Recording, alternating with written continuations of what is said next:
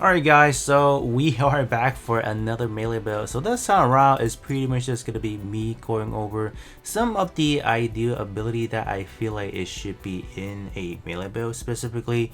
So I went ahead to actually just, randomly pick parts that are high level so they are easier to work with, and then replacing the ability are just pretty simple. We are gonna go through the whole synthesis process in the background. I'm not gonna make you guys watch all of that. So right now we are looking at parts that are scrambled with just different abilities that may or may not work. Some of them does work, some of them does not. So we do need to replace a lot of them actually, which you guys can see right here. And as far as the main thing, the main close range weapon, we are going to be using the meme build. Going to be using the extra large mace from the Barbados Lupus Rex. This is some people are calling this one like an underrated one, or this one is a gray swords, but it actually functions a little bit differently. So we are gonna go ahead and see how well this does. So I actually did buy a new copy of this one, so you guys can see that we do not have any relatively good abilities, so that's why it's going to be good for us to benchmark what we have right now, and then after equipping ideal abilities that either boosts our OP skills or boost the EX skill, or just outright makes us do more damage as far as our regular close range attacks and whatnot. That should be fun to see. As far as the EX skills and OP skill that we are going to be using to benchmark are going to be as follows, and then we have the OP skill. These are as follows as well. We have a mixed bags, obviously, some that are going to be beam related, some are going to be physical related, so we have those as well. As far as the ability cartridge slot, I'm not going to be equipping any because these are obviously really broken and you don't really unlock them that early on in the game, so I feel like I'm just going to leave them out for the time being, and then afterward we'll probably deal with that in a probably separate video. I don't know, but I think for this one specifically, I want to keep it low ball, specifically rely on the good old ability rather than these over here. So I am actually just gonna go through and upgrade a lot of these, and then we will be back. Or no, we won't be back yet. We gotta benchmark first. All right, let's actually get started with the EX skill first. So let's kind of see what we are looking at. Okay, so that's 113k. Alright, that's really good. Just for consistency, I would want to make sure we are hitting the same damage so we don't see any variant. Usually we don't see any variant. They are relatively the same, so that's good. Alright, and then now with this one over here. Alright, this one is ass. Alright, I'm just gonna say this one does not connect all that well, so I think we were just gonna skip that. Let's try this one, the beam saber. Pretty consistent damage actually. Yeah, that's good. And then up next we will try the Griffin beam blade. Let's see what we have. Okay, 54k. That's actually pretty consistent. And then lastly we have the GN Sword 2 Buster. This one is fairly consistent as well. You don't typically see any variance. 60k right there. Pretty good. And how does our normal attack do? What kind of damage are we looking at? 10k a pop with the small. Okay. And obviously we have this. We have the stabby stab. That actually does seems pretty consistent. I see like a good flat 3,200 per attack. That's good. And then the heavy attack, we can do like a good 28k a pop. Pretty consistent. Not really consistent. 25k, 25k, one last hit. A charge attack, still 25k, wow.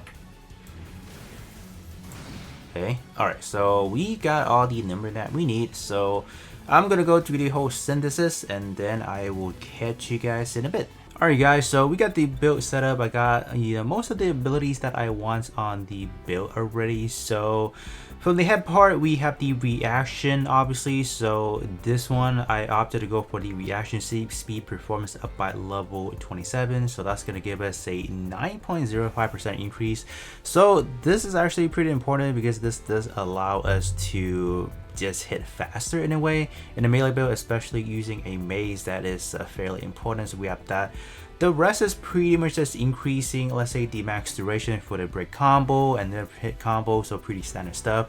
I did not went for the drop items because I feel like, you know, as you progress onto the game, late game wise, you're gonna start getting a lot of parts that you probably don't necessarily need anymore. So I went for the performance routes rather than like dropping items as far as like moving towards the later game. Body wise is pretty much the same thing. Went for some flinch, some time reduction for the charging, so that does allow us to charge a little bit faster for the main, so that's good.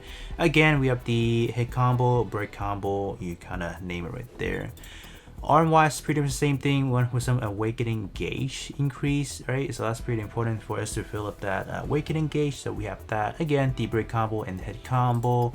Same thing for the left, left arm as well. So pretty much the center stuff. This one is for some HP as well, in a way, because moving towards end game wise, later game wise, for the survival mode, I think the healing factor, just having more HP wise, could be helpful. I have not tried out the survival mode yet, but I would say, from what I heard, it's kind of challenging. So that's why, as far as this build, we kind of optimize a little bit on that as well. Legs, pretty standard stuff, some HP, some awakening gauge increase, and yeah.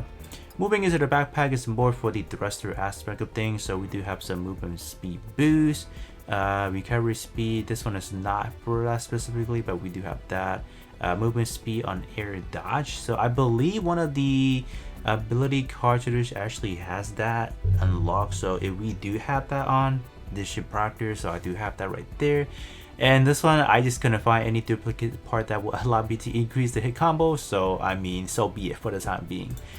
As far as going to the long range weapon for both left and right, it's pretty much optimized for attack power now.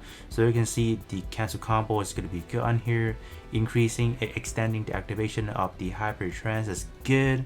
More again, the cancel EX, and then increase EX gauge when defeating an enemy with a ground break. This one would probably be hard to get, but for the time being, I couldn't really find something else that would be good on here.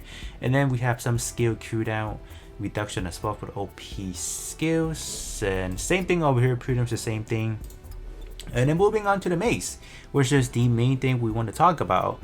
As far as the mace, I really went to the optimized route. We have close combat weapon right there.